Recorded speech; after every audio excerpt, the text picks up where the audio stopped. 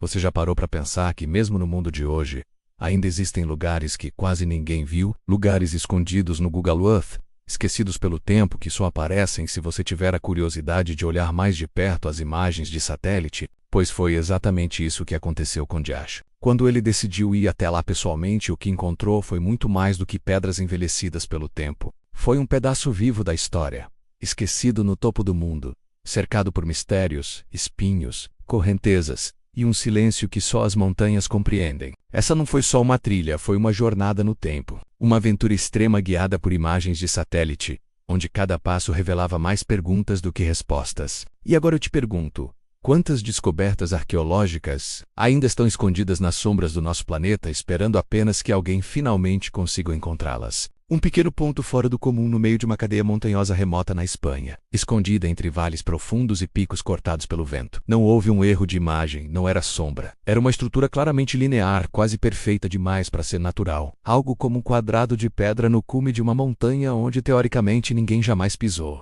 Hoje, qualquer um com internet pode se tornar um explorador digital. Basta um clique e você estará sobrevoando florestas, desertos, ruínas esquecidas. Já foram descobertas pirâmides ocultas no Egito, cidades perdidas na Amazônia e até túmulos desconhecidos na Mongólia. E Josh, sem saber, estava prestes a virar mais um protagonista. Atrás de mistérios do Google Earth, não encontramos apenas rochas dispostas ao acaso. Josh, seguindo sua intuição, descobriu vestígios reais de estruturas antigas esquecidas pela história. Mas o que esperava por ele na trilha seria muito mais do que um simples passeio entre montanhas. O primeiro sinal? Uma caverna com marcas recentes e pinturas que têm mais de 10.000 anos. A primeira parada na trilha foi quase cinematográfica.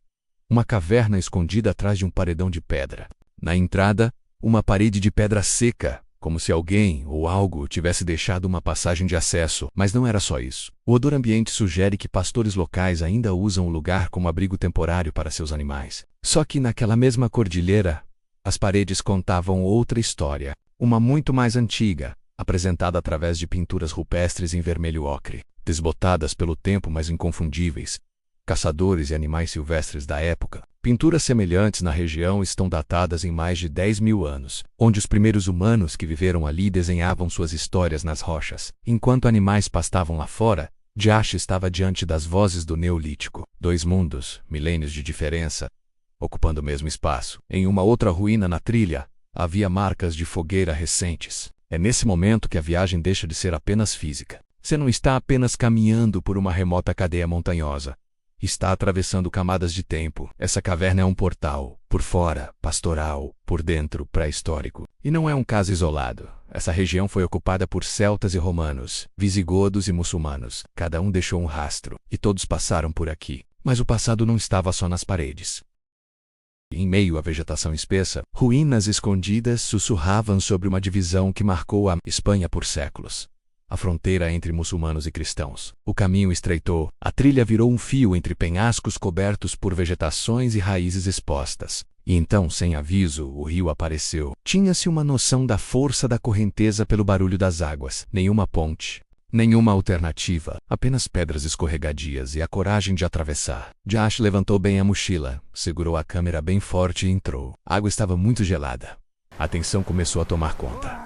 No meio do rio, o pé escorregou. Uma pedra coberta de limo, invisível sob a superfície, o derrubou em segundos. Por menos de um minuto, a morte foi uma possibilidade real, mas conseguiu se recuperar, se arrastar até a margem, exausto, encharcado, mas vivo. Foi ali que entendeu, essa trilha não é um passeio, sim um teste. A montanha não perdoa o deslize. Cada passo exige respeito, preparo e humildade. E ele ainda estava só na metade do caminho. O pior ainda estava por vir. Após o rio, a trilha simplesmente desapareceu, engolida por vegetação espinhosa, como se a própria montanha estivesse tentando expulsá-lo. Here we go. Josh olhou para o GPS. O caminho ali marcado não existia na realidade. Era como se a montanha tivesse fechado as portas. O Google Earth mostrou o destino, mas não avisou que o caminho era uma ilusão. Durante horas ele avançou por um caminho que parecia não ter fim, rastejando, cortando, sangrando. O sol castigava forte. Não havia mais direção, apenas o instinto. E a pergunta que não saía da cabeça, será que vale a pena? Mas então, ao final dos galhos, um sinal de que seu instinto levava ao caminho certo. Uma placa de um estacionamento no meio do nada. Uma rota mais fácil. Ele até sorriu. Podia ter subido de carro até perto do topo, mas ele não veio por facilidade. Veio por significado. E o que o aguardava no cume, uma fortaleza medieval no limite do abismo, não era um destino, mas sim uma revelação desta formação. O último trecho foi o mais perigoso. Uma subida íngreme com escadas metálicas ancoradas na rocha. O vento cantava aos seus ouvidos. Abaixo, um precipício de mais de 300 metros. Pouco antes do cume, ele encontrou cisternas escavadas nas rochas. Mas quando finalmente pisou no cume, tudo parou. Diante dele, como um fantasma de pedra, estavam as ruínas históricas de um castelo medieval construído na borda do mundo. Construído para abrigar, vigiar e resistir. Era uma fortificação muçulmana, construída no auge do domínio islâmico na Península Ibérica. Entre os séculos VIII e XI, essa cadeia montanhosa era a fronteira viva entre dois mundos, dos Al-Andalus e dos reinos cristãos do norte. Este castelo não era só defesa. Era um olho no céu capaz de avistar movimentações inimigas a quilômetros de distância. Um ponto estratégico onde cada pedra gritava: "Este território é nosso." E por séculos, resistiu. Jash caminhou entre os muros baixos, imaginando sentinelas árabes sob turbantes, alertas à menor movimentação. Encontrou mais cisternas escavadas na rocha, reservatórios de água da chuva, vitais para resistir a cercos. Restos de uma escada, fundações de torres e até uma saída de esgoto pendurada no vazio, provavelmente de um latrino medieval. Pequenos detalhes que contam a história do dia a dia ali em cima. Detalhes do frio, da solidão e até mesmo da guerra. Mas o que aconteceu depois que os cristãos tomaram o castelo? E o que uma pequena sala dentro das ruínas revela sobre a transformação do ódio em fé? Um dos momentos mais simbólicos e emocionantes da jornada. Não é só sobre pedras, histórias e relatos de guerra, é sobre transformação. Sobre como, no mesmo lugar onde se planejava a guerra, surgiu um espaço de fé, silêncio e redenção. Dentro das ruínas, quase escondido entre blocos caídos, havia um pequeno aposento com um detalhe inesperado. Um altar de pedra simples, voltado para leste. Nada suntuoso ou grandioso, mas claramente sagrado. Pesquisas posteriores confirmariam, após a conquista cristã no século XI, os soldados que ocuparam a fortaleza transformaram parte do castelo em uma capela. Um gesto simbólico. Onde houve espadas, agora haveria oração. Onde houve vigília de guerra, agora havia vigília de fé. Pense nisso. Homens que subiram essa montanha para lutar, agora a usavam para se conectar com algo maior. Num lugar onde o vento corta o rosto e a vista dá para um abismo, encontraram paz. Eles não reconstruíram o castelo, mas o ressignificaram. E nesse ato revelaram algo profundo sobre a natureza humana, até nos lugares mais hostis. Buscamos compreender o sentido da vida, e muitas vezes encontramos Deus. Jash sentou-se ali, no que um dia foi um santuário de fronteira. O sol baixava, pintando as nuvens de dourado. A vista era de tirar o fôlego, vales, serras, rios serpenteando como linhas de um mapa antigo. Mas o mais impressionante não era o horizonte. Era a ideia de que por séculos pessoas reais viveram, lutaram, oraram, exatamente ali. E enquanto ele refletia, uma pergunta surgiu. Tudo isso poderia ter sido descoberto por qualquer um. Mas por que quase ninguém veio? E será que lugares assim ainda podem ser protegidos? Jash desceu a montanha.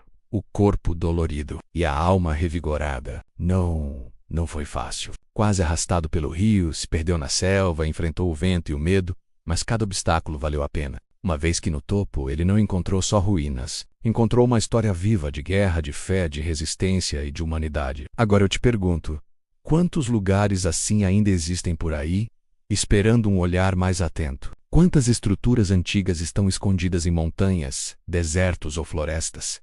Só esperando alguém que receba o chamado. O mundo ainda está cheio de mistérios, mas eles não se revelam sozinhos. Bem, tudo isso foi possível graças a uma combinação improvável.